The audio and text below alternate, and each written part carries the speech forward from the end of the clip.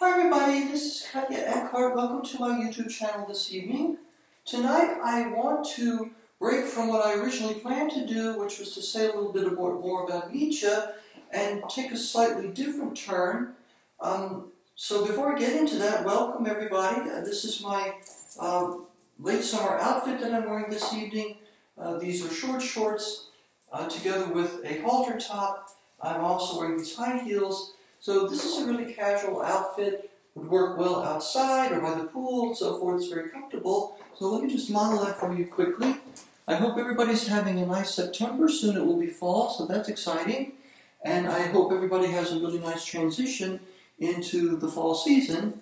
So what I want to do tonight is start out by telling a story by way of introduction to the theme that I want to discuss. So many years ago, when I was a child, sometimes my mother would take me to visit my maternal grandmother, her mother, and she lived in Virginia, in a small house with my grandfather in Virginia. And often my aunts and uncles would gather on the screened-in porch on a summer night to talk and sort of enjoy one another's company. So I remember very clearly one time when I must have been about 8 or 9, something like that. And my aunts and uncles were there, and the conversation turned to the book of Revelation, which is the last book of the Bible, the last book of the New Testament.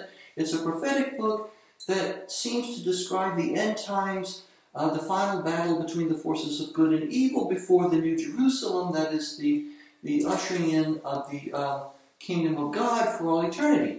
So here I am about 8 or 9 years old, and they start talking about this, and I remember one of my aunts was talking about something that's described in chapter 19 of the book of Revelation, and this is when, right before the Battle of Armageddon, which is this giant battle between the forces of good and evil, all the birds, like vultures and birds that devour carrion birds, are sort of called back to, or summoned back to the site where this battle will take place, so that after all these people have been killed and the forces of evil have been vanquished, they will feed off the carrion or the flesh of these corpses. And I remember how one of my aunts was saying that even to that day, at that time, when I was about 8 or 9 years old, already somewhere in the Middle East, all these vultures are beginning to gather there for no clear reason. There's no explanation of it, which she took to be an indication that we were on the verge of the end times, of the final battle and the return of Christ, when finally the forces of evil would be defeated once and for all.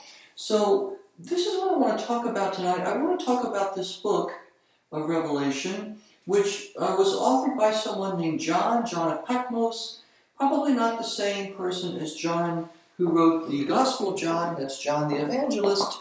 John of Patmos was probably a Christian who lived, a prophetic Christian, who lived approximately 100 years after Christ, and that's about when most scholars agree that the book of Revelation was probably composed. So what I want to do tonight is warn against two extreme readings or approaches to this text, which I think are very problematic. And then I want to suggest what I think is a very productive and a very useful way to approach what's going on there. So let me begin by describing the one extreme, the first extreme, and that's kind of what my aunt was doing that evening on the screened-in porch, and that is to look to the book of Revelation as kind of a roadmap to what the final times, the end times, the apocalypse will be. And so that maybe that we can decipher, there are various clues in there that we can decipher that have to do with particular identities, the identities of particular individuals, particular places, and particular events that will all be involved in the final days, in the apocalypse at the end of time. Now, I think that this is probably not a good way to approach this book, and let me give you my reason for that. The reason is that when we read something, whether it's the book of Revelation or any other part of the Bible, we really need to read it in the context of the entire Bible, and especially if we're looking at it from a Christian perspective, we need to read it in the context of the New Testament, not just the three synoptic Gospels, Matthew, Mark, and Luke, as well as the Gospel of John, which is not synoptic, but also the Pauline letters and everything that's going on in the New Testament.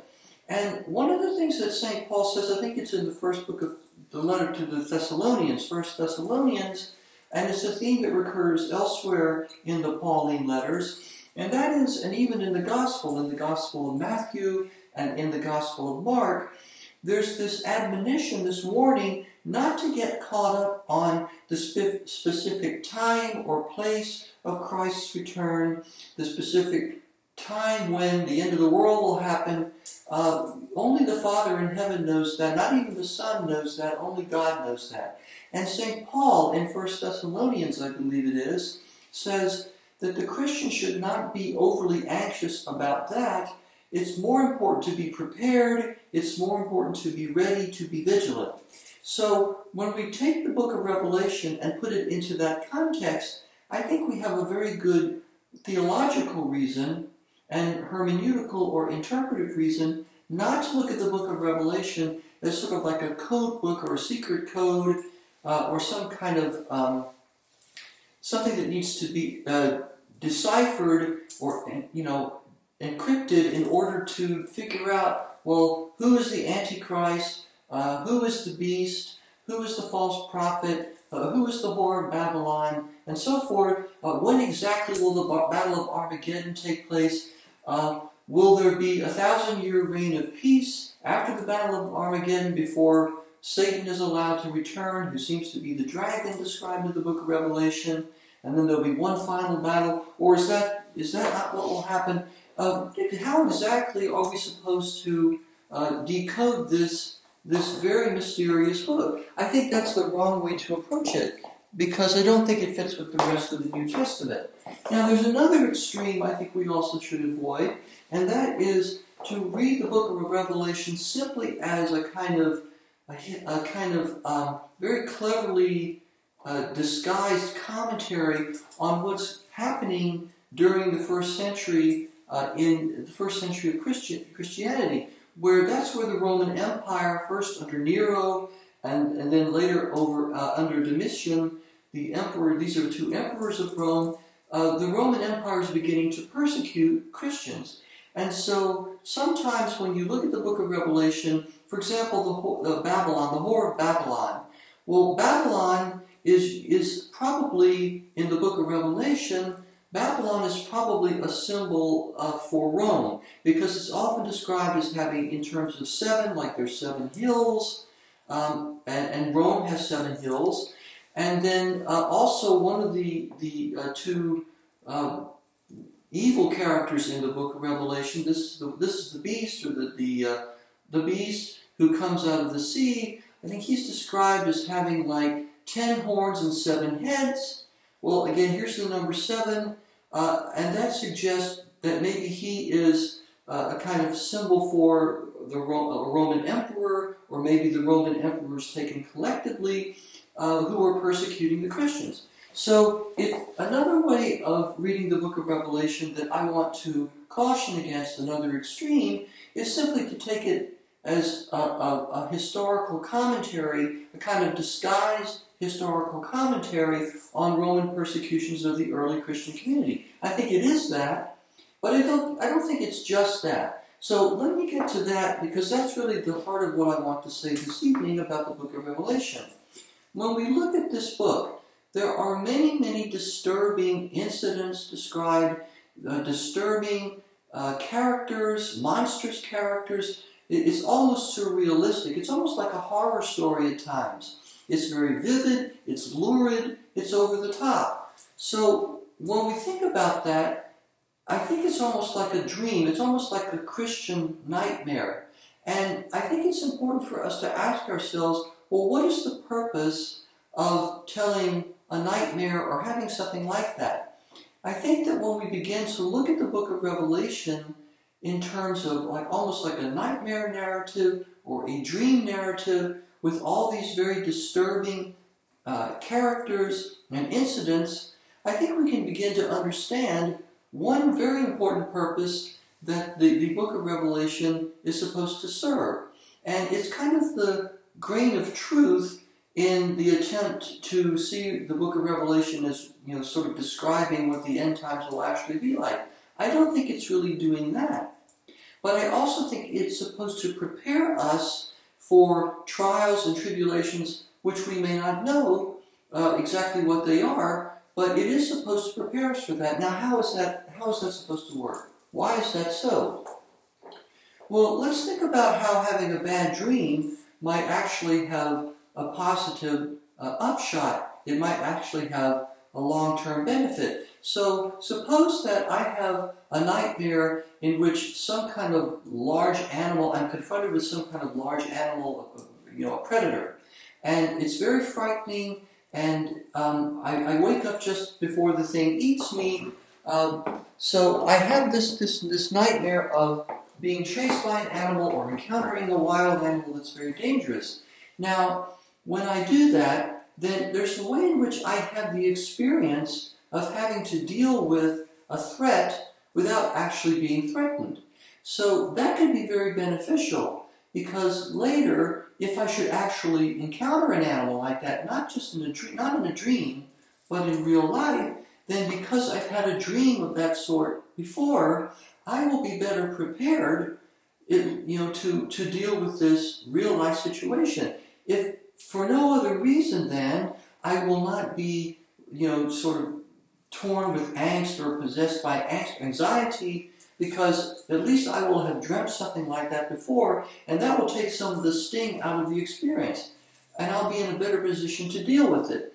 Now, what I want to suggest to you this evening is that in the book of Revelation, we have something very similar to what I just described, in that these very disturbing characters and incidents that are almost dreamlike or nightmare-like are being presented to us for us to reflect upon, to meditate upon, so that later, when we encounter actual situations where there's a threat to the Christian community, or persecution, or trials and tribulations of whatever sort they may be, we will be better prepared to deal with them without being afraid. Because, look, if we can read the book of Revelation and think about that and meditate upon that without, once we've encountered these things, then we are in a better position to face real-life tribulations, which probably won't be that bad, but I think, we'll be better prepared, because as in a nightmare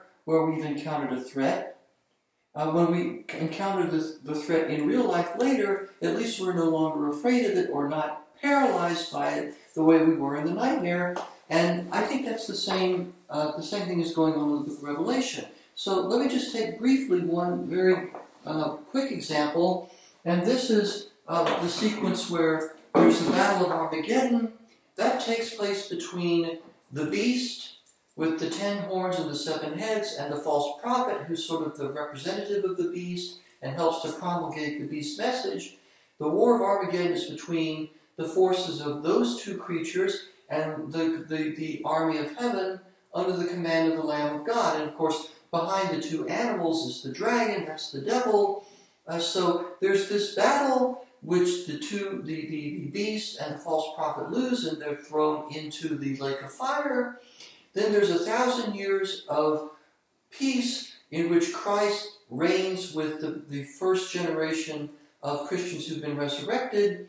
Then the devil is released once again to torment the earth for a little while before he's defeated once and for all, and then that ushers in the New Jerusalem and the era of eternal peace and blessedness under Christ's rule. Now, let's not think about that as describing an actual sequence of historical events that may happen at some point in the future. Remember, in the Gospel of Mark and in the Gospel of Matthew and also in the Pauline letters at various places, we're cautioned not to try to worry about the hour, the time, and the day of the final judgment or all those things. We're simply supposed to be prepared. Now, I think one thing that might be happening in the sequence with Armageddon, followed by 1,000 years of peace, and then followed by one final confrontation, is that's kind of how life works. And Christians, and all people for that matter, need to be prepared, because there may be terrible tribulations followed by relatively calm times, and then once again there might be tribulations. And so when we encounter that in this almost dreamlike way in the book of Revelation, and realize that we have this encounter, and that makes us feel less paralyzed when things like that actually happen in real life. Regardless how the final days actually play out, we will be better prepared to deal with tribulations followed by a long period of peace and quiet, followed by more tribulations, followed by eventual peace, if we encounter that in this extremely intense form in the book of Revelation. I think that's one way in which the book is supposed to function, or at least it can function in a very constructive way, without trying to make very specific predictions about the end times, or without being limited to the first century events so that it's deprived of any subsequent relevance to our own day. I think what I'm suggesting is this kind of middle course that I would recommend for your consideration. So that's what I wanted to talk about this evening. I hope I didn't go on too long, and I realize that not everybody is interested in this, but maybe some people are, and at least it will help people to think a little bit more carefully about this, and maybe it will enrich their lives in some way, regardless of what they believe or don't believe. At least I hope that you'll get some kind of enjoyment out of it. So that's what I wanted to talk about. Thank you so much for joining me. Again, I wish everybody a happy transition from late summer into fall. I wish everybody a peaceful and a restful and enjoyable good night. As always, please take care of one another. Please be good to each other. Thanks for joining me. This is your cross-dresser girl, Katje, saying goodbye until next time. Thanks again for joining me. Bye.